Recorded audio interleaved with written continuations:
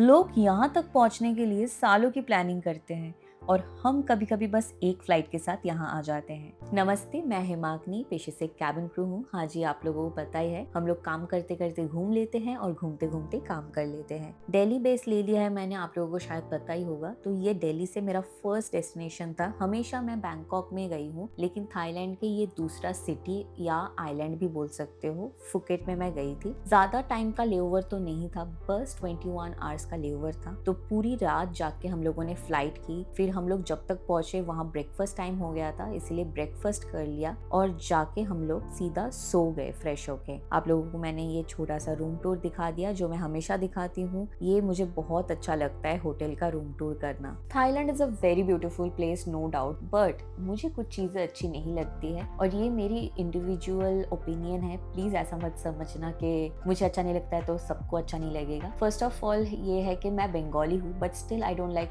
Fish. I know आप लोग बहुत जज करने वाले हो कि ये बंगाली है फिर भी she doesn't like fish, but this is true. इसीलिए मुझे बहुत प्रॉब्लम होता है क्योंकि मैं कुछ भी नहीं खाना चाहती हूँ। मैं अपने घर से लेके जाती हूँ कप नूडल्स, केक, बिस्किट, ये सब मैं वहां से भी नहीं खरीदती। मुझे इतना डर लगता है कि क्या पता कि स्मेल आ जाए, कुछ भी हो जाए, क्योंकि मैंने वहां से एक बार वेज खाना ऑर्डर दिया था, उसमें भी फिश ऑयल से उन्होंने खाना बना दिया था। देन सेकंड जो है, हमेशा एटीएम से विदड्रॉ करने में पैसा डिडक्ट हो जाता है और वो छोटा मोटा अमाउंट नहीं है, वो 250 बात है। चाहे आप 500 बात उठाओ या 1000 बात या कुछ भी, 250 बात इज अ कंपल्सरी। और थर्ड है वहाँ का लैंग्वेज बैरियर, बहुत ज्यादा लैंग्वेज बैरियर है। सिंगापुर में इतना नहीं है, सिंगापुर के people they still can talk in English, but यहाँ जो है माय गॉड, हम लोग लिटरली वर्ड के साथ बात करते हैं कि कुछ एक वर्ड हम बोले और वो सिमिलर हो जाए, क्योंकि उनको समझाने में बहुत ज्यादा प्रॉब्लम होता है।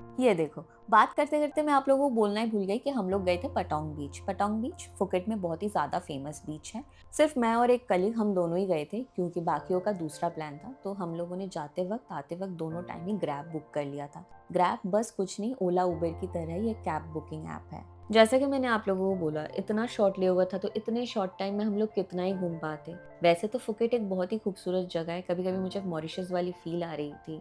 यहाँ जेम्स बॉन्ड आइलैंड हो गया, फिर फीफी आइलैंड हो गया, बहुत ही फेमस है। यहाँ आप लोग टाइगर के साथ पिक्चर ले सकते हो।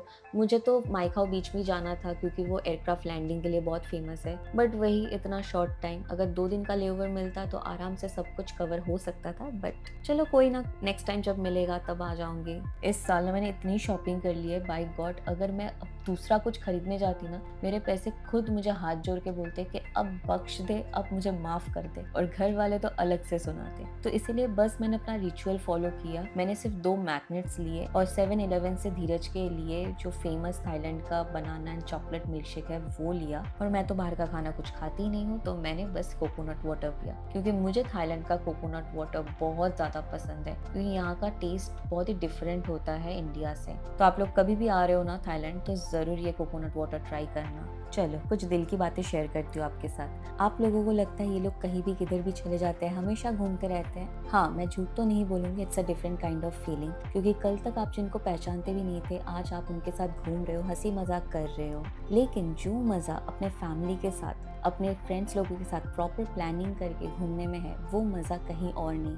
हम हमेशा ये सोचते हैं काश हमारे फैमिली मेंबर्स हमारे साथ होते, काश ये दोस्त हमारे साथ होता तो कितना मजा ही आ जाता। हम लोग जो फील कर रहे हैं वो भी सेम फील करते हैं। फिलहाल तो मुझे अकेले ही घूमना है क्योंकि भगवान सबको ये मौका देते नहीं है और मुझे मिला है, तो मैं इस मौके को जाया नहीं होने देना चाहती। सपने देखना जरूरी है क्योंकि कभी कभी वो सपने हमें दुनिया के सबसे खूबसूरत नज़ारों तक ले जाते हैं। इसी के साथ इस फुकेट व्लॉग को मैं यही एंड करती हूँ। उम्मीद है आपको ये छोटा सा सफर पसंद आया होगा। अब मिलते हैं किसी अगले व्लॉग में, किसी नए देश के किसी नए कोने में, एक और नई कहानी और नए नज़ारों के साथ।